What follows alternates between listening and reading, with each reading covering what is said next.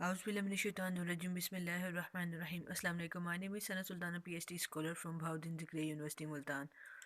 अच्छा गाइस, अब मैं आप लोगों को प्रोबेबिलिटी ऑफिशियल तरीके से स्टार्ट करवाने जा रही हूँ, जिसकी एग्जांपल नंबर है 6.6। और एक प्रॉब्लम मैंने आप लोगों के सामने ली है। सिंपलेस्ट प्रोबेबिलिटी का सिंपलेस्ट प्रॉब्लम है। और इस प्रॉब्लम को अब हम सॉल्व करने के लिए पहले इसकी स्टेटमेंट पढ़ें। और एक बात याद रखिएगा, इसको देख के घबराना नहीं है। स्टेटमेंट को हम इसे सिंपलेस्ट फॉर्म में लिखेंगे, फिर इसे सॉल्व करेंगे। पहले हमारे पास क्या, a bag contain 4 red and 6 green balls out of which 3 balls are drawn. अच्छा, अब इसको हम अपने मैथमेटिक्स की ज़बान में लिखेंगे। एक बैग में कितनी बॉल्स हैं रेड, उसे लिख लो। A bag contain total red balls 4, total green balls 6।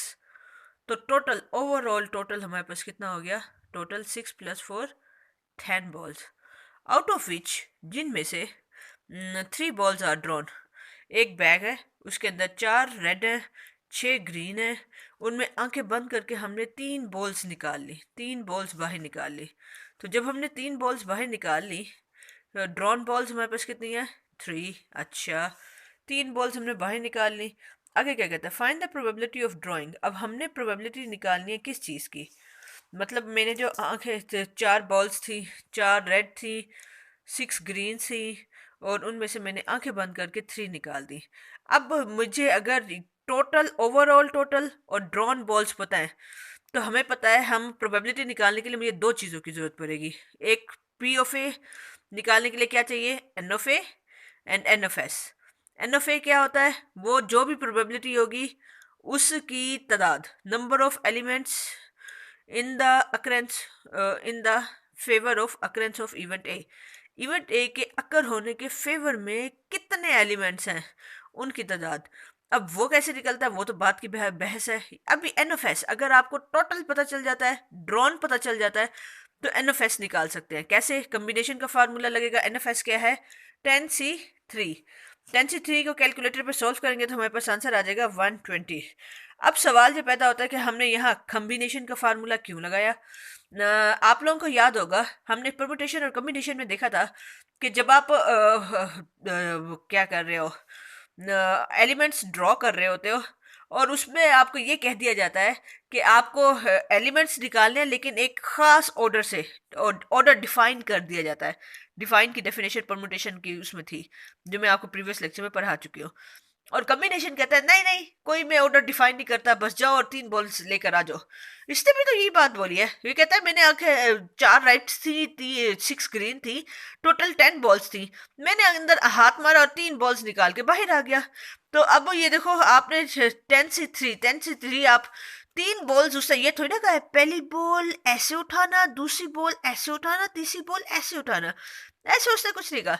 तो आपने जब 3 बॉल्स उठा के आ जाना थी, आम सी वो ड्राइंग आपने की है, तो हम उसे क्या बोलेंगे, यहाँ पे हम कम्बिनेशन का फार्मूला यूज करेंगे। एन ऑफ एस हमारा कैलकुलेट हो जाएगा। अब क्या होता है, अब आगे पढ़ते हैं।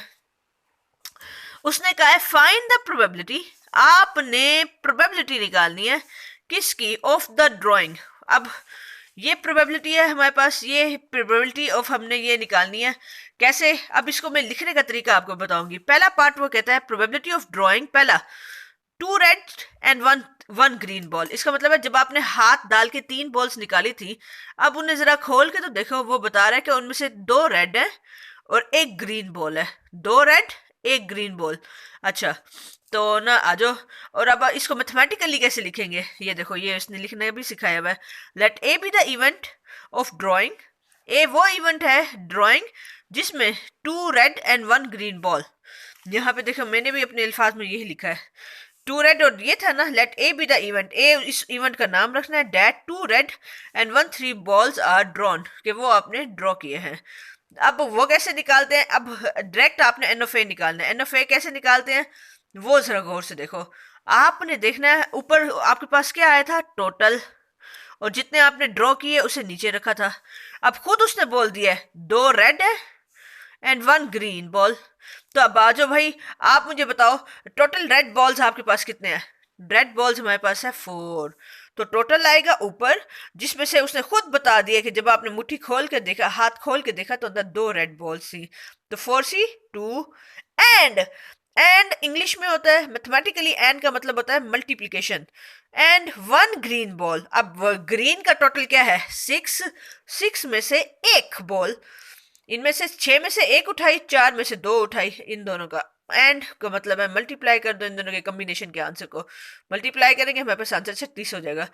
अब आप इस फार्मूले में, उसने कहा था कि हमें सिर्फ ये इवेंट नहीं निकालना, हमने तो निकालनी है प्रोबेबिलिटी ऑफ द इवेंट। यही है ना सवाल में, क्या कह रहा है, probability of drawing this, probability निकालनी है। ये तो हमने इवेंट तो आपको निकालना सिखा दिया, एन ऑफ ए भी निकालना सिखा दिया ना। आप अब इससे एक्सरसाइज से क्वेश्चन आप खुद देखिएगा और उससे क्वेश्चन आप खुद सॉल्व कीजिएगा।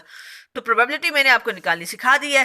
प्रोबेबिलिटी इधर से कैसे निकाली, एन ऑफ ए कैसे निकलेगा, 36 ऊपर, वो एन ऑफ एस नीचे, इस कैलकुलेटर पे सॉल्व किया, हमारे पास आंसर ये आया।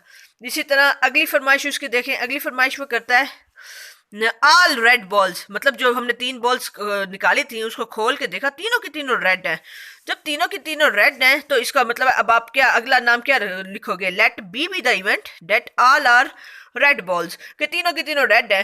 तो एन ऑफ बी आप डायरेक्ट निकालेंगे, 4 से 3 हो जाएगा, इसे ये करेंगे, इसकी प्रोबेबिलिटी निकालेंगे, एन ऑफ बी ऊपर एन ऑफ एस नीचे, कैलकुलेटर जिंदाबाद, हमारे पास आंसर आ गया। मुश्किल है कोई? चलो अब ये वाला पार्ट भी हो गया। अब थर्ड पार्ट है वन ग्रीन बॉल, एक ग्रीन बॉल है। अब खुद सोचो, आपने हाथ डाल के एक बॉल थोड़ी ना निकाली थी, आपने तो 3 बॉल्स निकाली थी। 3 बॉल्स में से उसने एक हिंट दिया है कि उनमें से एक ग्रीन है। अगर एक ग्रीन है इसका मतलब है बाकी की 2 कौन होंगी, रेड में से होंगी। आजो, अब ये नई हुआ है तो आपने इवेंट का नाम नया रखना है, let C be the event that 1 is green. अगर एक ग्रीन है इसका मतलब क्या हुआ, एन ऑफ सी डायरेक्ट निकलेगा, 6 में से कोई एक ग्रीन है। एंड आगे उसने हिंट नहीं दिया, लेकिन आपने आगे कॉमन सेंस यूज करनी है। मैंने तो हाथ डाल के 3 निकाली थी, उसने एक के बारे में बता दिया कि ग्रीन है, इसका मतलब है बाकी 2 क्या होंगी, रेड में से होंगी। अब इसका वही आंसर होगा जो फर्स्ट पार्ट का था, वही आ गया। इसी तरह अब फोर्थ वाला, नो रेड बॉल, कि कोई भी रेड बॉल नहीं है, तो आज let D be the event that no red ball, के कोई भी रेड बॉल नहीं है। ठीक है, एन ऑफ डी क्या होगा, कोई भी रेड नहीं है, तो इसका मतलब है तीनों की तीनों ग्रीन बॉल्स हैं। 6 में से 3 आ गया, इसको सिंप्लीफाई किया, 20 ऊपर रखें नीचे रखें, कैलकुलेटर जिंदाबाद, तो हमारे पास ये क्वेश्चन सोल्व हो जाएगा। अब ये क्वेश्चन तो हमने कर लिया। अब इससे रिलेटेड एक्सरसाइज में जितने भी क्वेश्चन हैं वो सारे के सारे आप लोगों ने खुद करने हैं।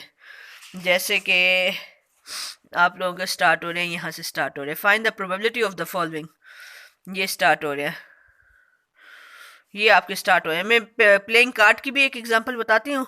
एक हमने ये बैग वाली भी देख ली है और एक डाइस वाली भी देखेंगे। तो ये जितने आप कर सकते हैं वो सारे के सारे आप, मेरे ख्याल से यहाँ तक आपसे हो जाएंगे।